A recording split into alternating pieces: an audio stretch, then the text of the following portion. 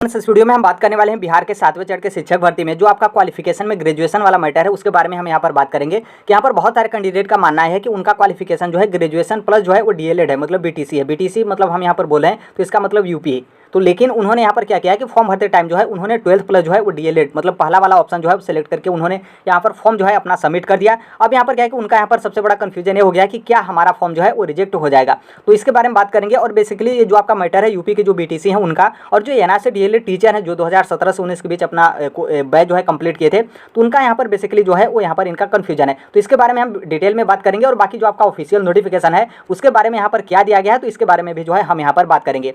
आप यहाँ पर ऑफिशियल नोटिफिकेशन का स्क्रीनशॉट देख सकते हैं जो आपका बीपीएससी का 7वें चरण के शिक्षक भर्ती को लेकर 15 पेज का जो आपका ऑफिशियल नोटिफिकेशन जारी किया गया था उसमें आपका ये क्वालिफिकेशन है। तो आप यहाँ पर डीएलएड को लेकर देखेंगे तो आप यहाँ पर पहले वाले ऑप्शन पे देखेंगे तो यहाँ पर बोला गया है कि न्यूनतम 50% अंकों के साथ उच्चतर माध्यमिक अथवा इसके समकक्ष तथा प्रारंभिक शिक्षा शास्त्र में द्विवर्षीय डिप्लोमा, चाहे उसे किसी भी नाम से जो है जाना जाता हो, बस एनसीटी से जो है अप्रूव होना चाहिए। और फिर यहाँ पर नीचे आप क्वालिफिकेशन देखेंगे तो यहाँ पर बोला गया कि स्नातक तथा प्रारंभिक शिक्षा शास्त्र में द्विवर्षीय डिप्लोमा, चाहे उसे जो है किसी भी नाम से जो है यहाँ पर जाना जाता हो। अब यहाँ पर देखिएगा इन दोनों में जो है बेसिकली क्या जो है आपके डिफरेंट है। कुछ कैंडिडेट यहाँ पर क्या किए थे, कुछ नहीं मतलब एक कैंडिडेट जो है वो कमेंट किए थे कि मतलब यहाँ पर क्या है कि दोनों में जो है आपके बेसिकली बहुत ज़्यादा डिफरेंट है। ये आपका पहला वाला अलग है क्वालिफिकेशन और ये जो आपका क्वालिफिकेशन है ये आपका अलग है। लेकिन यहाँ पर यदि आप देखेंगे तो यहाँ पर बस एक ही डिफरेंट है कि यहाँ पर जो आपके मांगा गया है वो आपका 12th मांगा गया है और यहाँ पर जो मांगा गया है वो आपका ग्रेजुएशन मांगा गया है। यहाँ पर भी जो है आपके द्विवर्षीय डिप्लोमा मांगा गया है और यहाँ भी आप देखेंगे तो 2 साल का जो है आपका यहाँ पर डिप्लोमा मांगा गया है। तो मतलब ये जो आप यहाँ पर देखेंगे तो यहाँ पर क्या है कि आपका यहाँ पर जो मिनिमम क्वालिफिकेशन है 12th प्लस डीएलएड और यहाँ पर आप देखेंगे तो यहाँ पर जो आपका मिनिमम क्वालिफिकेशन है वो आपका ग्रेजुएशन मिनिमम क्वालिफिकेशन नहीं है, बशर्ते यहाँ पर बोला गया है कि आपके पास ग्रेजुएशन होना चाहिए और जो है आपके पास डीएलएड होना चाहिए। यहाँ पर ये नहीं बोला गया है कि आपके पास ग्रेजुएशन यहाँ पर कंपलसरी है। नॉर्मल सी बात है, आप इस ऑप्शन को सिलेक्ट करेंगे तो आपके पास ग्रेजुएशन का मार्कशीट या फिर सर्टिफिकेट होगा तभी तो आप इस ऑप्शन को सिलेक्ट करेंगे। तो आप यहाँ पर देख सकते हैं। बाकी आगे हम यहाँ पर बात करेंगे जो कि आपका डिटेल में कि आपको यहाँ पर क्या करना चाहिए और आपका यहाँ पर कन्फ्यूजन क्या है कि क्या आपका फॉर्म रिजेक्ट होगा, कि आपको फिर से फॉर्म जो है कैंसिल करके फिर से जो है वो फॉर्म भरना चाहिए, आपको 750 रुपये जो है वो लगाना चाहिए। तो देखिए यहाँ पर एक शब्द में बोलेंगे कि यदि आपके साथ इस तरीके का मैटर है, आपके पास ग्रेजुएशन है लेकिन उसके बाद भी जो है आपने 12th प्लस डीएलएड करके फॉर्म जो है सबमिट कर दिया, तो क्या आपको आगे आने वाले समय में कोई दिक्कत होगा? तो यहाँ पर हम एक शब्द में बोलेंगे कि नो, कोई दिक्कत जो है आपको यहाँ पर नहीं होगा।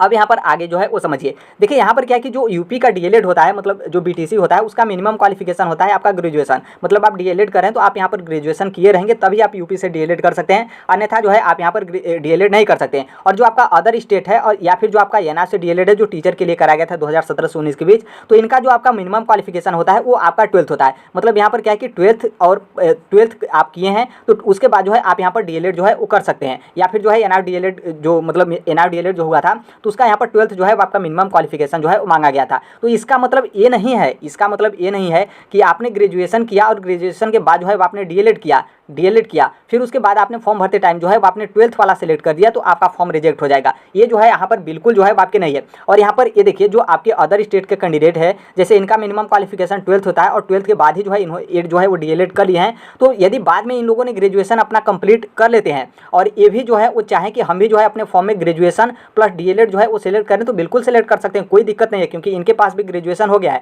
चाहे एनआर से डीएलएड टीचर हो, उन्होंने 12th के बाद एनआर डीएलएड कर लिया हो, लेकिन बाद में कभी फॉर्म आता है तो वो क्या किया कि ग्रेजुएशन अपना कंप्लीट कर लिए हैं तो फॉर्म में वो भी जो है सिलेक्ट कर सकते हैं ग्रेजुएशन प्लस डीएलएड। तो इसलिए इस मैटर को लेकर जो है उतना बड़ा मतलब मत उछालिए या फिर उतना बड़ा आप कन्फ्यूजन मत लिए कि हमें जो है वो दिक्कत हो जाएगा। बस यहाँ पर आपको ध्यान यही रखना है कि जब आपका डॉक्यूमेंट्स वेरिफिकेशन होगा, आपने फॉर्म भरते टाइम ग्रेजुएशन प्लस जो है आपने डीएलएड जो है सिलेक्ट किया तो आपका उसका डॉक्यूमेंट्स मांगा जाएगा। मतलब ग्रेजुएशन का और डीएलएड का जो आपका मार्कशीट और सर्टिफिकेट होता है वो आपका यहाँ पर मांगा जाएगा। और यदि आपने 12th प्लस डीएलएड लगाया हो तो आपका जो डॉक्यूमेंट्स वेरिफिकेशन होगा उस टाइम पर जो है आपके 12th के डिटेल मांगे जाएंगे और उसके साथ जो है आपका डीएलएड का जो है वो डिटेल मांगा जाएगा। तो बस इतना ही जो है आपके डिफरेंट है। बाकी आपने फॉर्म सबमिट कर दिया हो पहले वाले ऑप्शन को सिलेक्ट करके 12th प्लस डीएलएड, उसके भले ही जो है आपके पास ग्रेजुएशन है तो भी यहाँ पर कोई दिक्कत नहीं है और ना ही जो है आपके फॉर्म यहाँ पर जो है आपके रिजेक्ट होंगे। और प्लीज़ आप लोग यदि देखिए आपका यदि विचार है, आप यदि स्व विवेक से चाहते हैं कि हम कैंसिल कर दें, हमें फ्यूचर को लेकर हमें टेंशन है, हम पढ़ाई नहीं कर पा रहे हैं, बहुत सारे कैंडिडेट बोल रहे हैं कि नहीं आपका दिक्कत होगा, आपका फॉर्म रिजेक्ट हो जाएगा, तो आप बिल्कुल कर सकते हैं, उसके लिए आप स्वतंत्र हैं, कोई दिक्कत नहीं है।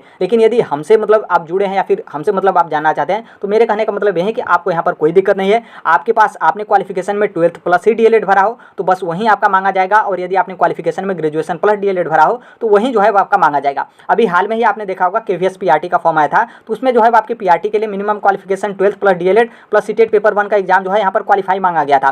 तो अब आप सोचेंगे कि यूपी के DLED वाले क्या KVS PRT का एग्जाम नहीं दिए थे, फॉर्म नहीं भरे थे? बिल्कुल भरे थे, एग्जाम भी दिए और मतलब क्वालिफाई होंगे तो गवर्नमेंट टीचर भी बनेंगे। तो बस यहाँ पर ग्रेजुएशन का यही मैटर है कि आपके पास ग्रेजुएशन है तो ग्रेजुएशन प्लस DLED जो है आप यहाँ पर सेलेक्ट कर सकते हैं। बाकी इसके अलावा कोई दिक्कत जो है वो नहीं होने वाला है। बाकी पूरा फोकस जो है आप एग्जाम पे लगाए, क्योंकि जो आपका बिहार का 7वें चरण का जो आपका PRT मतलब प्राइमरी टीचर का एग्जाम है वो आपका 24 अगस्त 2023 को होगा। 24, 25, 26, 27 अगस्त 4 दिन जो है आपके पेपर चलेंगे, जो कि पहले ही दिन जो है आपके संभवतः PRT का ही पेपर होगा। मान लीजिए PRT का, लेकिन मैक्सिमम चांस है कि PRT का ही पेपर होगा। मान लीजिए PRT में कोई दिक्कत भी आता है तो 24 तारीख को जो आपका मॉर्निंग वाला शिफ्ट होगा उसमें जो है वो तो आप सभी लोग का पेपर होगा, क्योंकि उसमें जो है आपके लैंग्वेज वाला पेपर होगा और लैंग्वेज वाला पेपर जो है वो सभी कैंडिडेट को यहाँ पर देना है। मतलब यहाँ पर साफ है कि आपको बिहार में जो है वो 24 अगस्त को यहाँ पर पेपर देने जाना है। तो 40 दिन का समय बचा है, आप पूरा अपनी तैयारी जो है बहुत मतलब जुनून के साथ मन लगा कर करिए और बिल्कुल जिस तरीके से आपने फॉर्म भर दिया हो उसी तरीके से आप छोड़ दीजिए। मान लीजिए आपके फॉर्म में कोई दिक्कत भी आता है तो एफिडेविट, आप जानते हैं कि एफिडेविट आपका जिंदाबाद है, तो उससे लगाकर जो है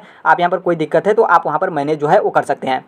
बाकी इसके अलावा बता दें, आपका फॉर्म भरने को लेकर या फिर जो कुछ भी डाउट है तो आप टेलीग्राम से जुड़ जाएगा। बहुत सारे यहाँ पर कैंडिडेट हैं जो आपके डाउट को जानते हैं तो आपको रिप्लाई जो है वो जरूर कर देंगे। और जैसे ही आपका फॉर्म भरने का लास्ट डेट समाप्त हो जाता है तो PDF और नोट 7वें चरण के शिक्षक भर्ती को लेकर आपका PDF और नोट जो है इसी टेलीग्राम चैनल पर जो है आपका शेयर करना स्टार्ट हो जाएगा, जो कि अभी शेयर किया जाएगा। तो बहुत सारे लोगों का डाउट होता है तो वो आपका PDF और नोट जो है ऊपर चला जाता है, तो इसलिए आपका दिक्कत होता है। बाकी जैसे आपका फॉर्म भरने का लास्ट डेट 15 जुलाई समाप्त हो जाता है, सभी लोग अपना फॉर्म सबमिट कर लेते हैं, तब यहाँ से जो है आपकी अच्छे तरीके से पढ़ाई जो है स्टार्ट जो है हो जाएगी। तो कमेंट बॉक्स में जो है टेलीग्राम का लिंक रहेगा, आप जुड़ सकते हैं। बाकी इसके अलावा बता दें, आप इस शिक्षक जगत से जुड़े हैं फिर किसी भी कॉम्पिटिटिव एग्जाम की आप तैयारी करते हैं तो इस platform right to education Sonbhadra को जो है चैनल को सब्सक्राइब कर लीजिएगा। जो कोई भी अपडेट आता है, इन्फॉर्मेशन आता है, वो जो है हम यहाँ पर इस प्लेटफॉर्म पे जो है एक प्रूफ के साथ और एक तर्क के साथ जो है यहाँ पर मतलब इस प्लेटफॉर्म पे जो है आपके शेयर किए जाते हैं। बाकी वीडियो थोड़ा सा लाइक भी कर दीजिएगा। बहुत सारे कैंडिडेट को मतलब पॉजिटिव रिस्पॉन्स मिलता है, उनको अच्छा भी लगता है, लेकिन वो लोग लाइक और सब्सक्राइब जो है वो नहीं करते हैं। तो मतलब इसको आप बिल्कुल इग्नोर मत करिएगा, क्योंकि यहाँ पर कोई पैसा जो है आपको यहाँ पर देना नहीं है, बिल्कुल आप फ्री ऑफ कॉस्ट है। तो आपका जिस तरीके से हेल्प हो रहा है